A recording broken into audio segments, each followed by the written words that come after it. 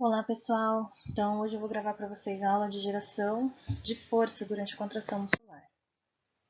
Força muscular é uma medida da tensão gerada pelos músculos, né? Tensão essa que é gerada pela contração dos sarcômeros. Os sarcômeros são a unidade, cada sarcômero é a unidade contrátil do músculo. É a contração dos sarcômeros que gera a tensão muscular. E os sarcômeros vocês lembram o que é? É um filamento fino sobreposto a filamentos espessos, né? Então vem essa sobreposição, filamento fino, espesso, fino, espesso, fino, espesso. E existe a união da miosina do filamento espesso com a actina do filamento fino para realizar a contração do sarcômero, que é a redução do tamanho do sarcômero, tá?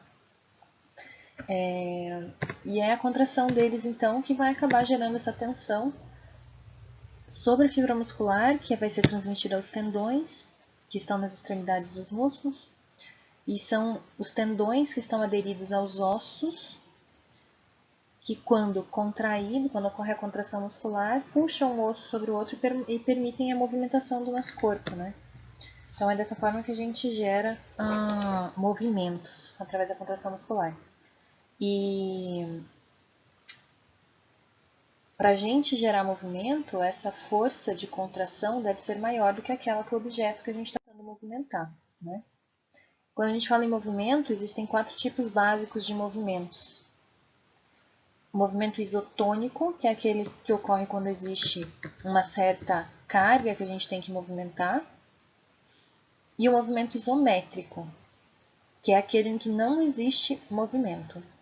Então, no isotônico, a carga é a mesma e a gente realiza movimento. No isométrico, não existe movimento, apenas a tensão desenvolvida pelo músculo. E daí são aqueles exercícios clássicos, né? Quando a gente pensa em movimento isotônico, a gente lembra da academia, né? Quando a gente está levantando peso. E exercícios isométricos, como por exemplo da prancha, né? Exercícios mais clássicos. E aí existem as contrações excêntricas e concêntricas. Excêntrica é quando uma força é exercida enquanto ocorre o estiramento muscular. Então, se a gente for pensar em uma contração excêntrica do braço, o músculo bíceps do braço, numa movimentação excêntrica, ele vai estar fazendo relaxamento, enquanto o músculo tríceps do braço está fazendo contração para realizar o movimento excêntrico. Já no movimento concêntrico, o músculo bíceps do braço ele tem que estar contraindo, enquanto o músculo tríceps do braço ele faz certo relaxamento para permitir a movimentação concêntrica. Então, esses músculos sempre vão trabalhar em oposição. Enquanto um está fazendo contração, o outro está fazendo relaxamento. E assim por diante, nesse tipo de movimentação excêntrica ou concêntrica.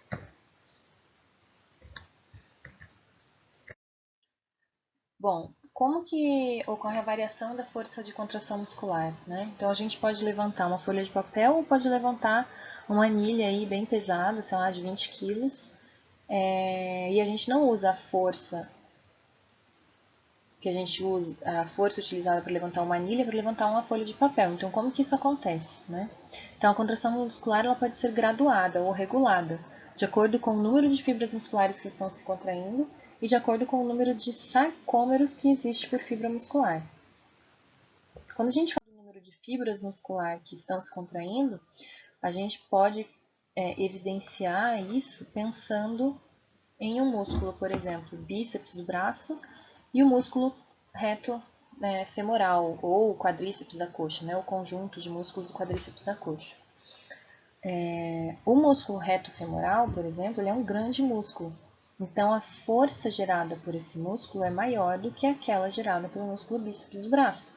Né? Na maioria das vezes é assim. Por quê? Porque a quantidade de fibras musculares que existe no músculo reto femoral é maior do que a quantidade de músculos que existe no bíceps do braço, né? Então, músculos grandes eles geram maior força do que músculos pequenos. Por quê? Por causa da quantidade de fibras musculares presentes.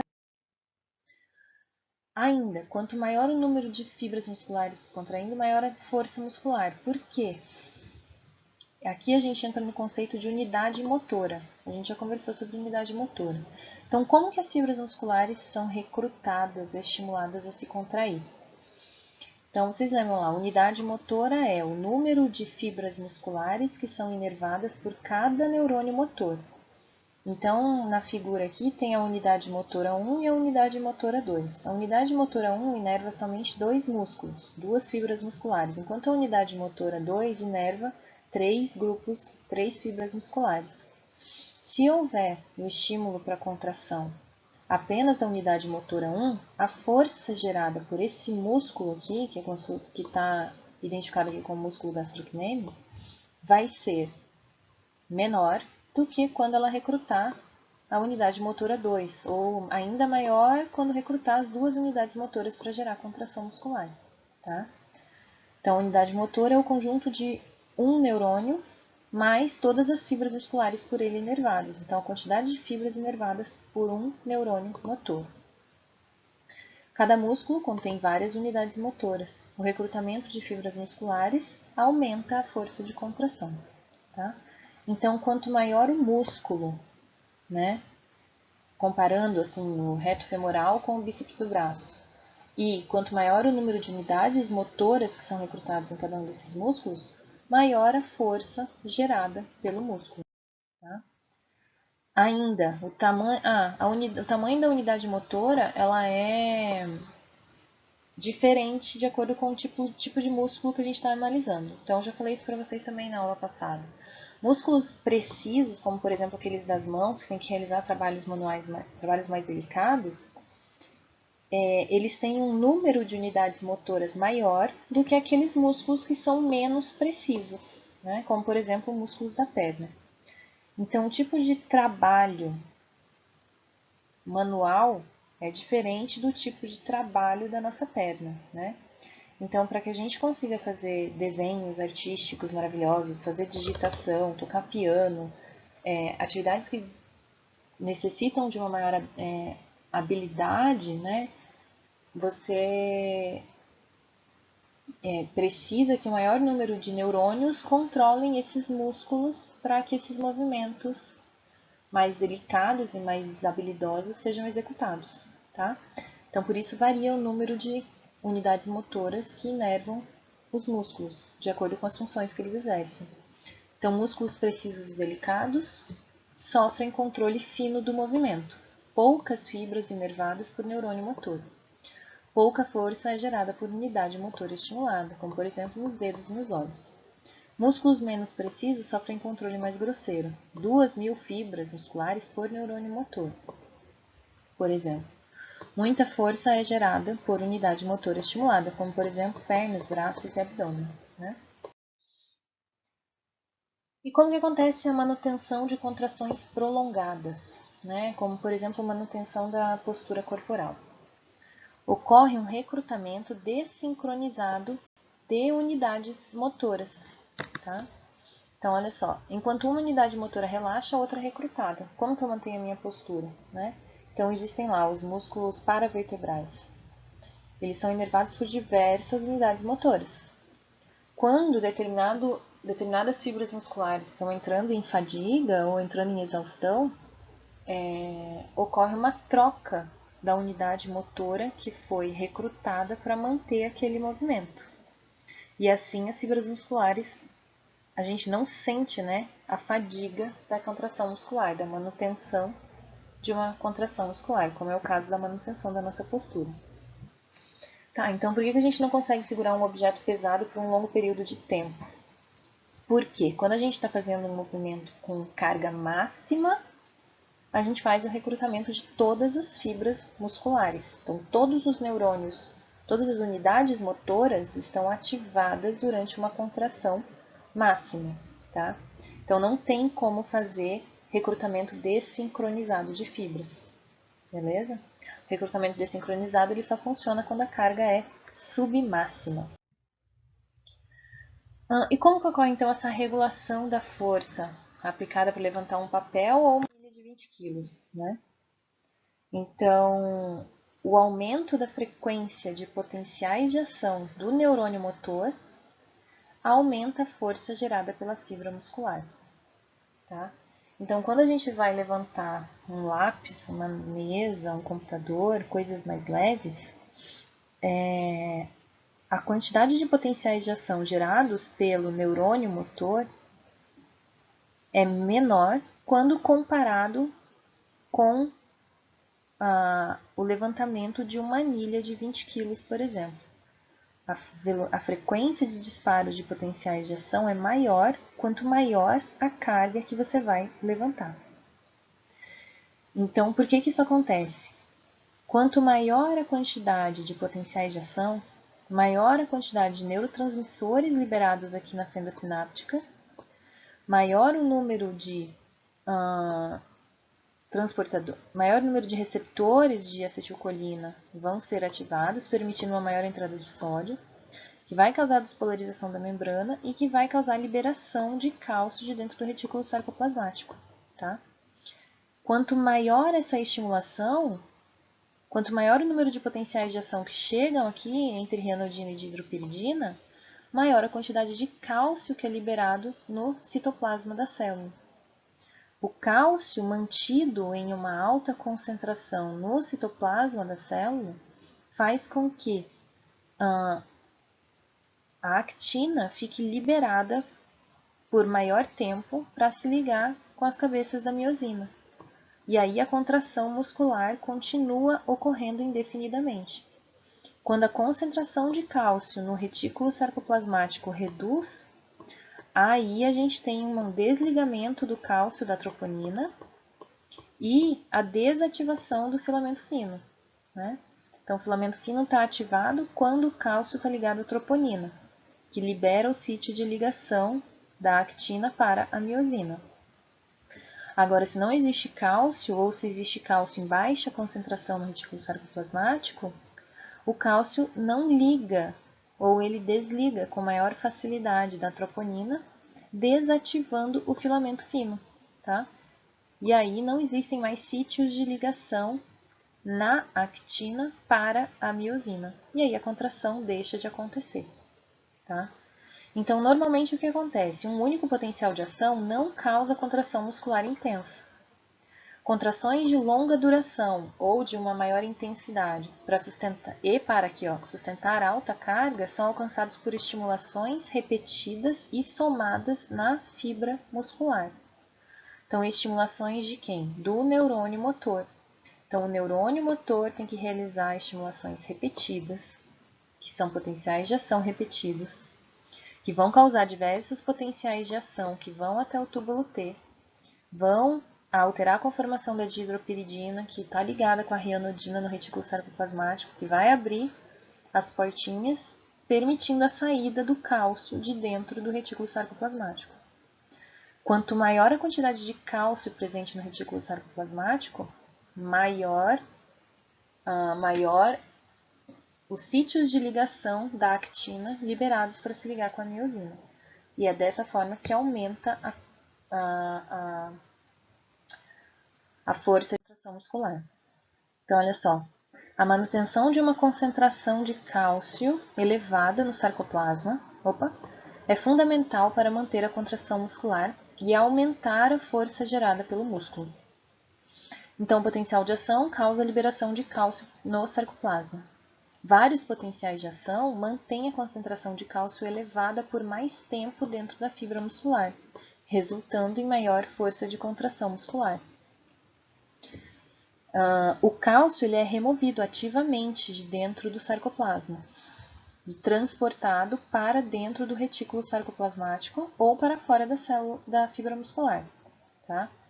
Então, para manter isso é feito ativamente e indefinidamente. Enquanto tiver cálcio no sarcoplasma, ele vai ser bombeado para fora da célula ou para dentro do retículo sarcoplasmático. Então, enquanto houver cálcio, ele estará sendo bombeado para fora da célula, para perder o contato com a troponina, tá? Então, para manter a contração muscular, para manter habilitados, para manter livres os sítios de ligação da actina para a miosina, é necessário haver uma alta concentração de cálcio no sarcoplasma. E para manter essa alta concentração de cálcio no sarcoplasma, só frente a diversos estímulos do neurônio motor, tá?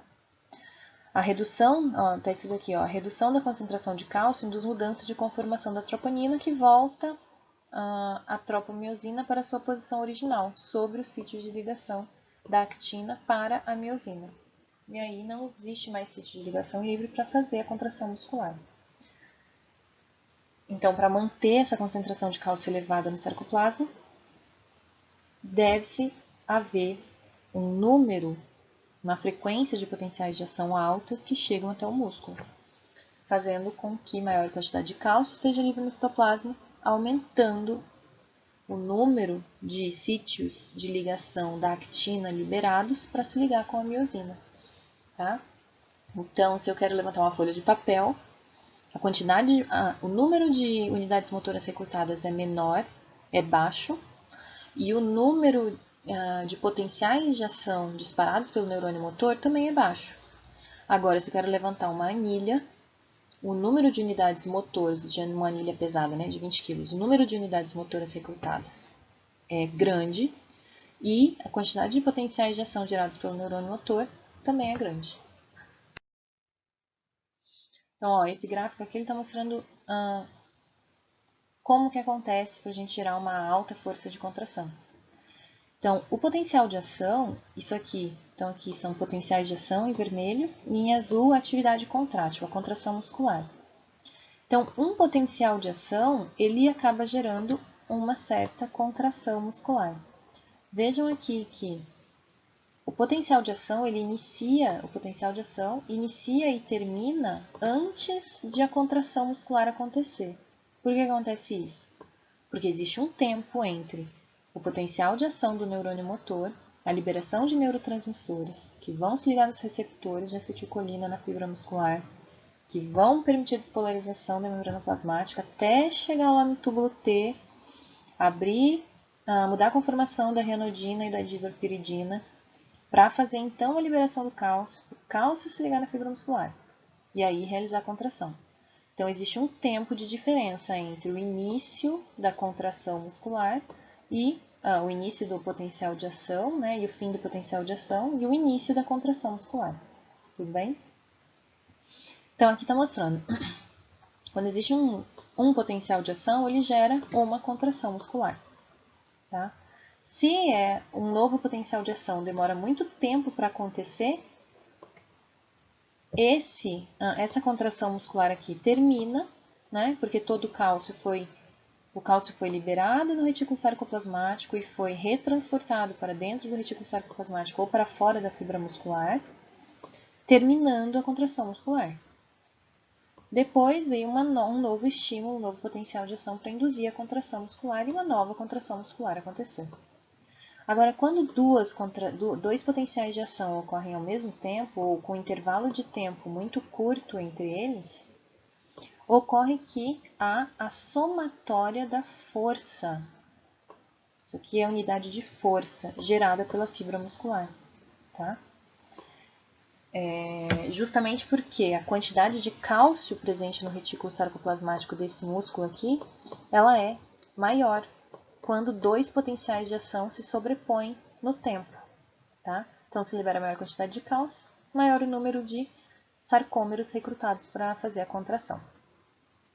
Se um grande número de potenciais de ação do neurônio motor ocorrem, o músculo chega ao estado de tetania. O que é a tetania? É quando é gerada a força de contração máxima, tá?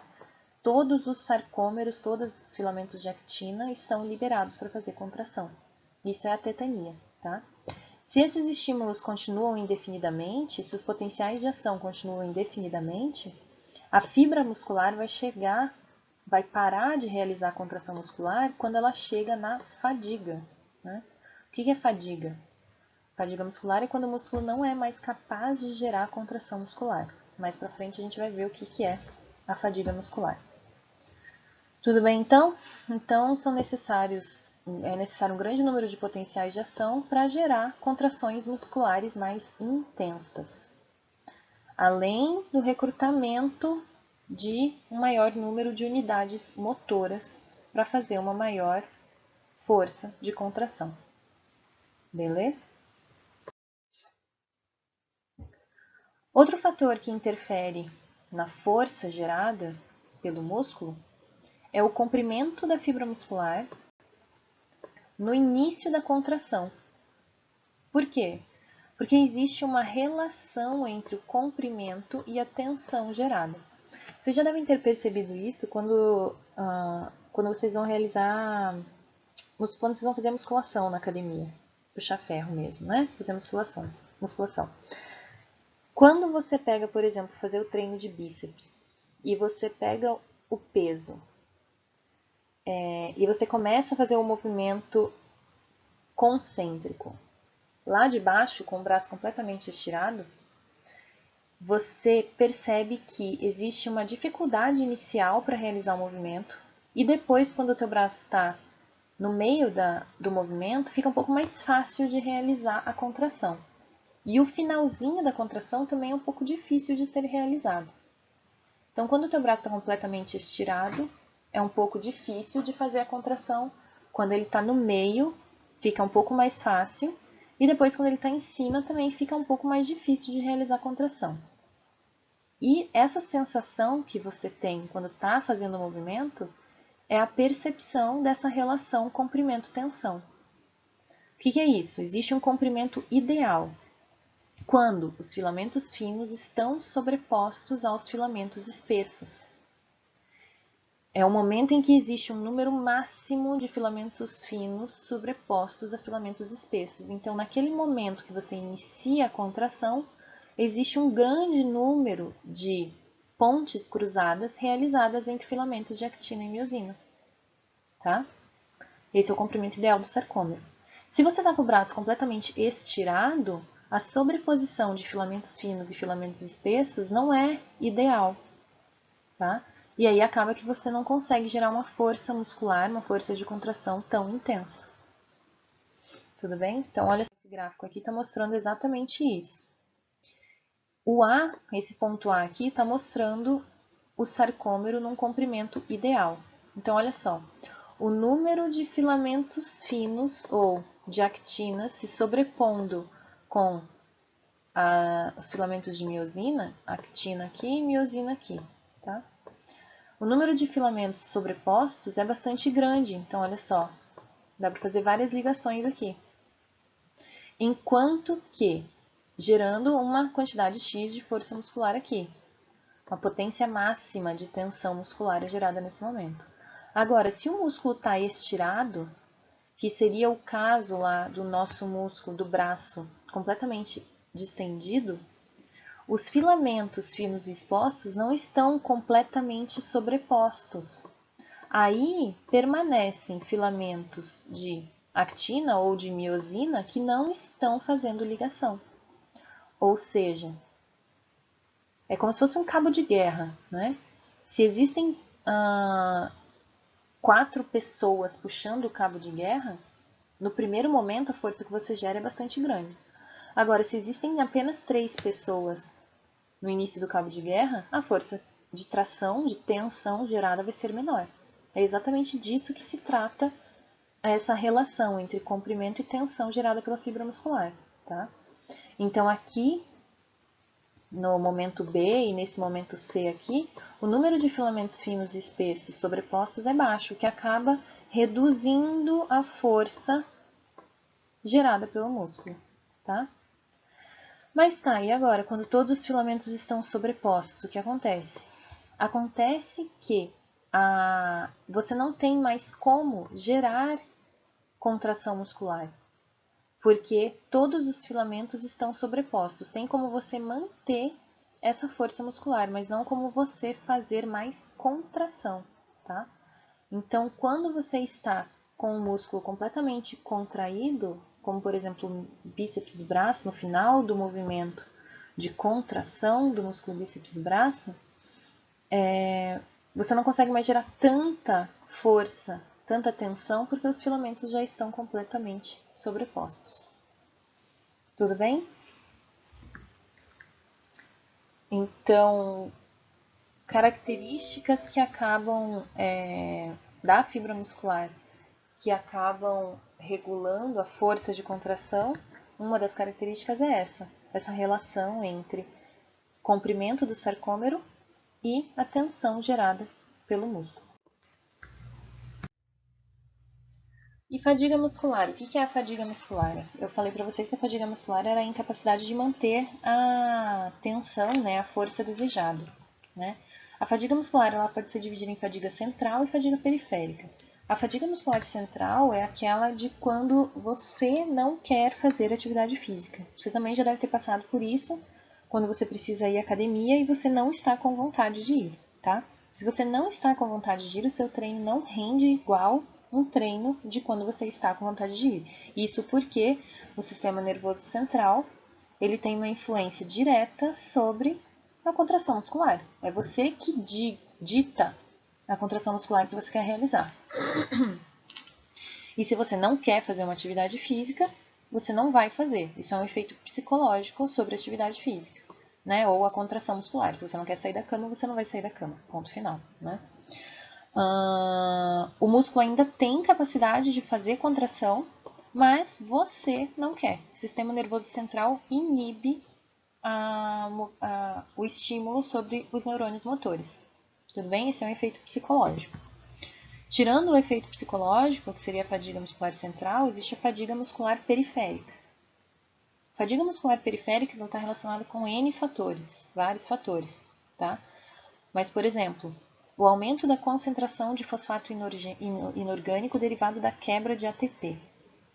Então, para o músculo fazer contração muscular, ele queima energia na forma de ATP. Quanto maior a quantidade de ATP queimado, o ATP ele é transformado em ADP. ADP significa que ele queimou um grupamento fosfato. Aqui sai um fosfato inorgânico, tá? Esse fosfato inorgânico, ele se acumula na fibra muscular. É claro que ele é removido da fibra muscular, ele é recapturado para formar novo ATP, mas se aumenta muito a concentração de fosfato inorgânico na fibra muscular, ele inibe a contração muscular, tá? Da mesma forma, se não existe cálcio suficiente para induzir a liberação da troponina, a troponina não vai permanecer inativada e não vai ter espaço para fazer ligação, não vai ter sítio de ligação livre para fazer a ligação com a miosina, tá? Então, como que ocorre a depleção do estoque de cálcio? Quando o cálcio é perdido para o meio extracelular. Então, se você está durante uma atividade física que exige muita contração muscular, o neurônio motor está elevando vários potenciais de ação até a fibra muscular, aumentando muito a liberação de cálcio. A bomba de cálcio que recaptura o cálcio para dentro do retículo sarcoplasmático não está dando conta de recapturar todo esse cálcio, o cálcio que foi liberado vai ser perdido para o meio extracelular, tá? E aí, transportado ativamente, né, para o meio extracelular. E aí ocorre uma redução desse estoque de cálcio no retículo sarcoplasmático. E conforme vem potenciais de ação que estimulam a liberação de cálcio de dentro do retículo sarcoplasmático, se o estoque de cálcio está baixo, a quantidade de cálcio que sai de dentro do retículo sarcoplasmático é menor, o que acaba diminuindo a quantidade de cálcio, a quantidade de sarcômeros, né, de filamentos finos de actina liberados para se ligar com a miosina. Tá? Existem diversos fatores aqui de fadiga muscular periférica. Alguns são esses aqui. Tá? A concentração de lactato também induz, né, fadiga muscular periférica. Tudo bem? E o tempo para alcançar a fadiga muscular periférica depende de cada tipo de do tipo de fibra muscular que a gente está falando. Então, existem 3 tipos de fibra muscular no nosso corpo, tá? Aqui, existem 3 tipos de fibras musculares. Fibras oxidativas lentas, ou também chamadas do tipo 1, fibras oxidativas rápidas, tipo 2A, ou fibras glicolíticas rápidas, tipo 2X, tá? O que significa isso? Elas são diferenciadas pela velocidade de contração e pela forma como obtém energia. Então, se elas são lentas ou se elas são rápidas, está relacionado com a velocidade da contração que elas geram. E se ela é oxidativa ou se ela é glicolítica, está relacionado com a forma principal de obtenção de energia da fibra muscular. Então, olha só, fibras rápidas, elas têm atividade de ATPase mais rápida na cabeça da miosina. Então, lá a miosina, lembrem da miosina, ela precisa estar ligada com ATP para ela poder se ligar na actina. E a miosina queima o ATP para poder fazer a flexão, né? Para poder fletir a cabeça da miosina, para ela poder dobrar. Tudo bem? Quanto maior a velocidade, essa capacidade da cabeça de miosina de degradar o ATP existe porque lá tem uma enzima que tem atividade de quebra de ATP, que daí vem esse nome, ATPase, né? Enzima ATPase. Terminação ase é de enzima, né? Enzima que degrada ATP, tudo bem? Então, lá na cabeça da miosina existe uma ATPase, tá? E a velocidade com que essa enzima degrada o ATP varia de acordo com o tipo de fibra muscular. Então, as fibras musculares rápidas, elas têm uma atividade dessa enzima que é extremamente rápida. Se essa enzima trabalha numa alta velocidade, significa que ela consegue realizar a contração muscular de forma rápida, tá? E as fibras oxidativas e fibras glicolíticas, o que é isso? Fibras oxidativas são aquelas que realizam fosforilação oxidativa para gerar ATP. E fibras glicolíticas são aquelas que realizam algumas etapas da glicólise e fermentação anaeróbica para gerar ATP, tá? Agora lembrando um pouco da bioquímica, né?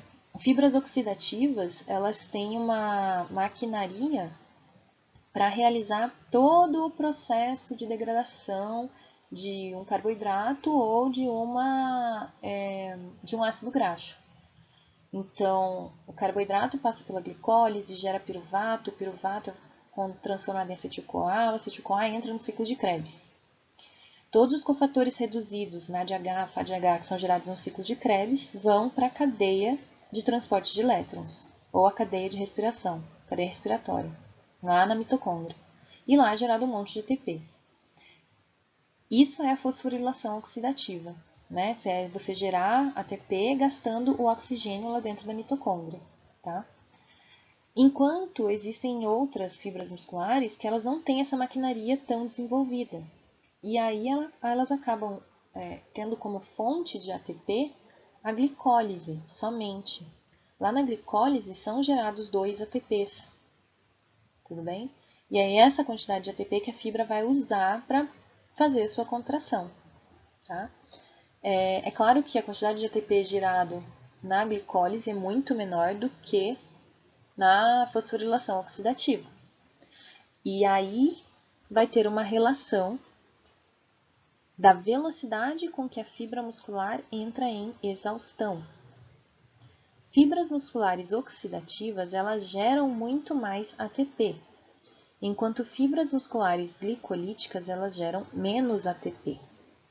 O ATP está relacionado com fadiga muscular. Se eu não tenho mais energia, o músculo entra em fadiga, certo? Então, as fibras oxidativas, por gerarem muito mais ATP, elas tendem a fadigar com um tempo mais longo. Elas demoram mais para fadigar. Enquanto as fibras glicolíticas, como elas geram menos ATP, elas tendem a fadigar mais rápido. Tudo bem? Então, olha lá. Na glicólise completa, né, até passar pela cadeia respiratória, são gerados um total de 36 ATPs. Varia de autor para autor. E na glicólise via anaeróbica, né, que é gerado piruvato, e o piruvato vai para fermentação lática,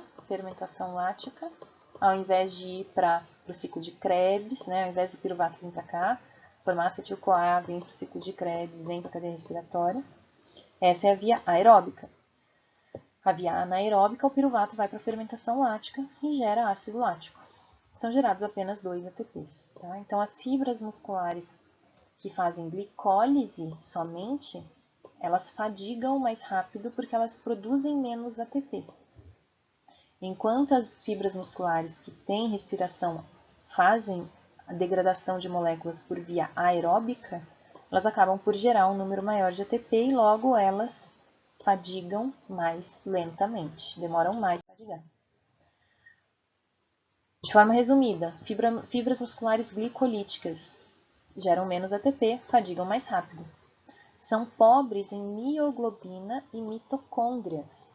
Claro, se elas não conseguem fazer oxidação fosforilativa, se elas não conseguem levar fosforilação oxidativa, desculpa, elas não têm a mitocôndria para realizar essa via metabólica, né? Então, a quantidade de mitocôndrias, não é que elas não têm, mas a quantidade de fibras mitocôndrias é menor nas fibras glicolíticas, tá?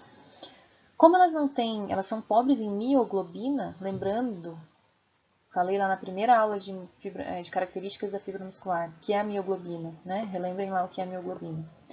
Como ela não tem mioglobina, a mioglobina deixa o músculo com a coloração vermelha, né? A mioglobina é uma molécula, uma proteína semelhante à hemoglobina. E por ela conter ferro na sua estrutura, na sua molécula, ela dá a coloração avermelhada ao músculo. Se o músculo tem pouca mioglobina, ele é um músculo caracterizado como músculo branco, tá?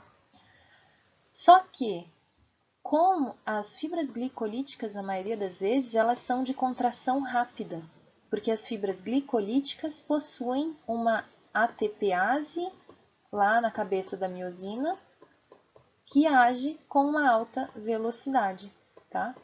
Então, a gente tem fibras glicolíticas que fazem respiração anaeróbica, por isso geram menos ATP, fadigam mais rápido, mas elas são de contração extremamente rápida, tá? Enquanto as fibras oxidativas, elas geram mais ATP, elas fadigam mais lentamente, porque geram mais ATP, elas são ricas em mioglobina, ou seja, tem um monte de oxigênio preso dentro dessa fibra muscular e tem um monte de ferro lá. Se tem bastante ferro lá dentro, o músculo se torna avermelhado. E elas são ricas em mitocôndria, claro, porque porque geram bastante ATP na cadeia de transporte de elétrons, tá? As fibras oxidativas podem ser do tipo lentas ou do tipo rápidas. O que é a rápida? Que tem uma alta velocidade de ATPase na cabeça da miosina, enquanto as lentas têm uma baixa velocidade de ATPase na cabeça da miosina. Tudo bem? Então, temos fibras glicolíticas de contração rápida e que fadigam rapidamente. E temos fibras oxidativas que que são de contração rápida ou lenta e que geram bastante ATP e por isso fadigam mais lentamente. Dá para fazer esse tipo de análise aqui da composição de fibras musculares que uma pessoa tem.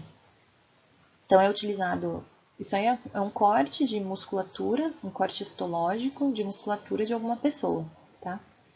Você pode utilizar um marcador proteico que vai mostrar a quantidade, os tipos de fibras musculares presentes em cada músculo, tá? Então, esses músculos mais escuros aí são isso daqui, né? Esses músculos mais escuros aqui são músculos que têm uma maior quantidade de mioglobina, por isso eles são mais vermelhos. Quanto esses músculos brancos aqui são as fibras musculares brancas, que têm menos mioglobina. Logo, elas têm uma coloração mais clara, tá?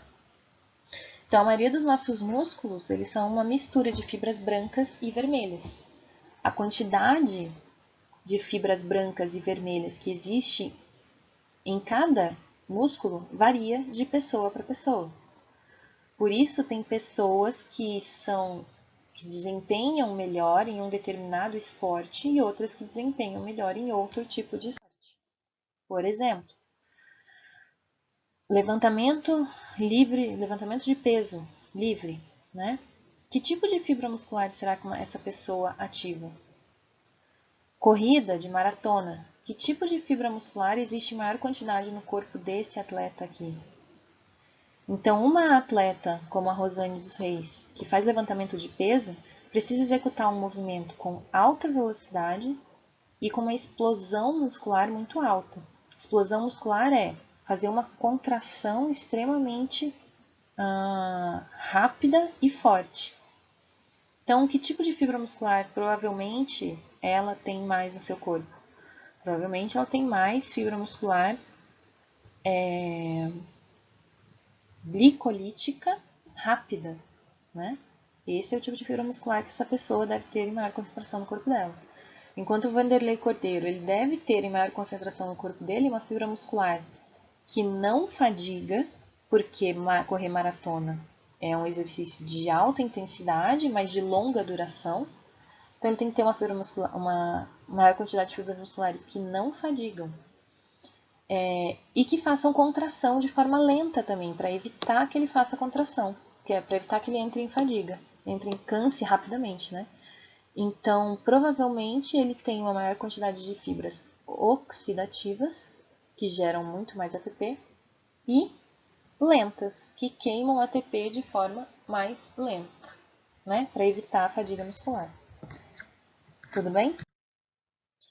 Todos os músculos têm uma certa mistura de fibras brancas e fibras vermelhas, né? De tipos de fibras musculares diferentes.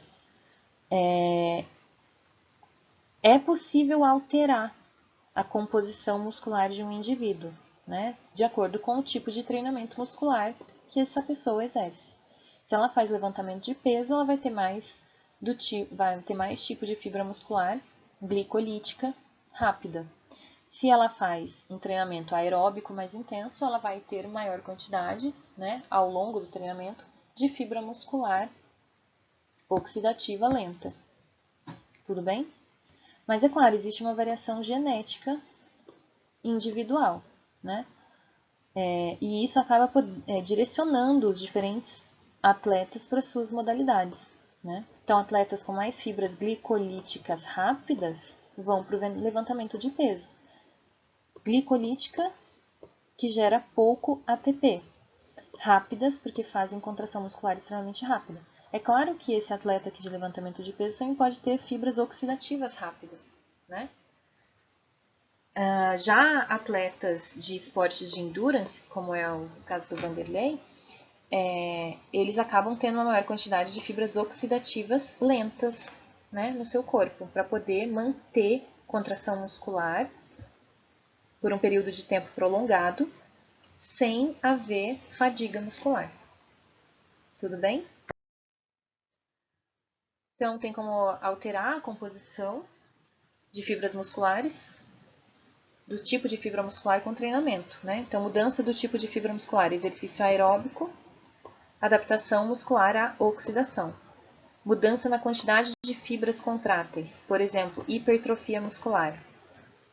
Você acaba fazendo hipertrofia muscular quando você faz treinamento de levantamento de peso.